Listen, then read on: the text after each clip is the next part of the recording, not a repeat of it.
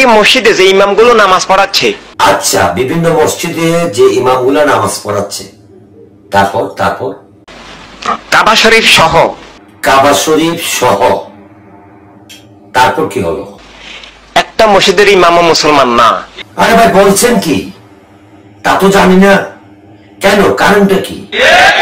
সবাই সবাই মুয়াবিয়াকে সাহাবী বলে, মুয়াবিয়ার উপর আল্লাহ রাজি বলে। রাদিয়াল্লাহু আনহু মানে আল্লাহ যার উপর রাজি।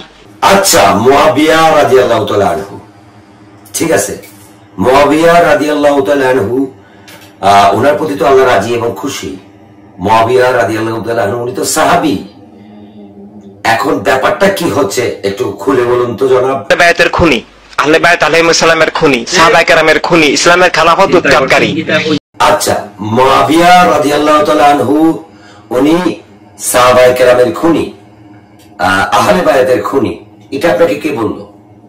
প্রিয় ভিউয়ার্স, ইসলামের সঠিক তত্ত্ব যদি না জানেন তাহলে এই অবস্থা। মুয়াবিয়া রাদিয়াল্লাহু তাআলা আনহু হচ্ছেন ইজিদের আব্বা।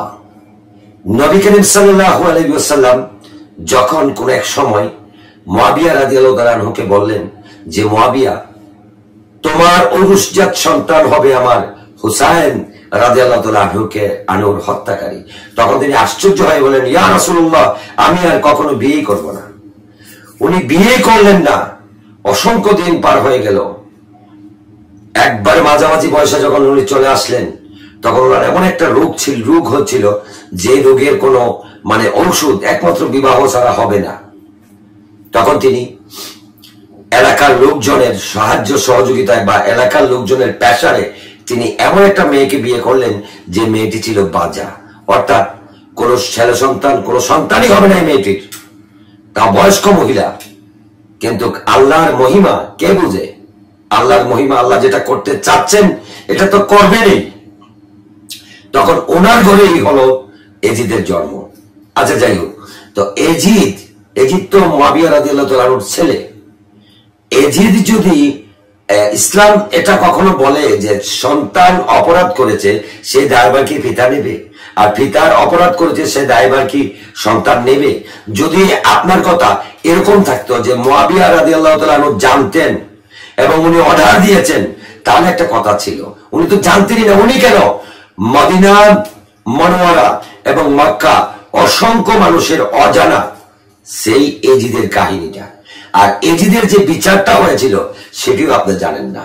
এজিদের বিচার হয়েছিল যেভাবে, পৃথিবীতে এরকমের বিচার কিয়ামতের আগ পর্যন্ত আর হবে না, হবে না, হবে না। দীর্ঘ 3 মাস পর এজিদের জীবন ধ্বংস হয়েছিল।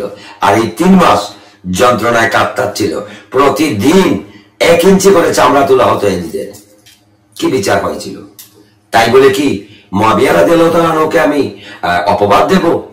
সন্তান যদি ভুল করে, আর সেটা তো আল্লাহ রাসূলের ভবিষ্যৎবাণী, তিনি তো ভবিষ্যৎবাণী করেই গিয়েছেন যে মুয়াবিয়া রাদিয়াল্লাহু তাআলা আনহু, তোমার ঔরসজাত সন্তান এজিদের হাতে আমার নাতি হুসাইন রাদিয়াল্লাহু তাআলা আনহু কতল হবে। এটা তো উনি বলেই দিয়েছেন, এটা আল্লাহর ইচ্ছা। এখানেই আল্লাহর একটা মহিমা। তাই বলে কি আমি মুয়াবিয়া রাদিয়াল্লাহু তাআলা আনহুকে আমি কটাক্ষ করব? ওনাকে কি আমি অসম্মান করব? উনি তো এটা করেন নাই, করেছে ওনার ছেলে ইয়াজিদ। আরেকটা ব্যাপার হয়তো আপনার জানা নেই মৌলভী সাহেব, আরেকটা ব্যাপার হচ্ছে আবু সুফিয়ান, নবীজির চাচা আবু সুফিয়ান যখন জাহিল ছিলেন, ঈমান আনেন নাই, তখন কিন্তু একজন সাহাবীর মাধ্যমে 100 উটের বিনিময়ে আমির হামজা রাদিয়াল্লাহু তাআলা আনহুকে কতল করেছিলেন। আপনার মনে আছে সেটা? মদিনা মক্কা যখন বিজয় হলো, তখন আবু সুফিয়ান রাদিয়াল্লাহু তাআলা আনহু নবীজির চাচা এবং ওই সাহাবী যিনি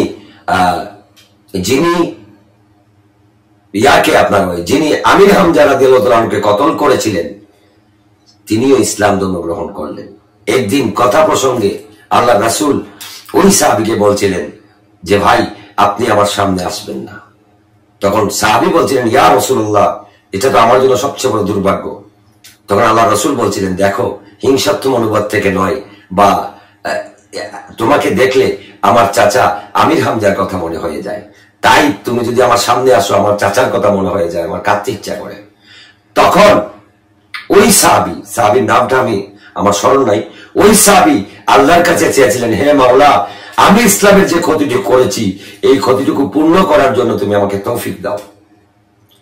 কালের পরিবর্তনে ওই সাহাবী একজন বন্ড নবী মুসা আলাইহিস সালামকে তিনি কতল করেছিলেন। আল্লাহ রাব্বুল আলামিন ওনার মাধ্যমে ইসলামের সবচেয়ে বড় একটা শত্রুকে, তখন ছিলেন খলিফা আবু বকর রাদিয়াল্লাহু তাআলা আনহু, একটা শত্রুকে তিনি মারতে সক্ষম হয়েছিলেন। তো একজনের অপবাদ আর একজনকে দেওয়া যাবে না। আপনারা মুসলিম নাকি কোন ধর্ম আমি জানি না, তবে এই যে মন্তব্যটা করেছেন যে কাবা শরীফ সহ কোন ইমামই মুসলমান নয়, এটা আপনার ভ্রান্ত ধারণা। আপনি ইসলামের সঠিক তত্ত্ব না জানার কারণে এই সমস্ত কথা, উদ্ভুত কথা বলেছেন। এটা আসলে কোন অশিক্ষিত সমাজ এ ধরনের কথা বলবে না। আগে ভালো করে ইসলামের ইতিহাস জানুন, তারপর মন্তব্য করবেন। ভালো থাকবেন, আল্লাহ হাফেজ।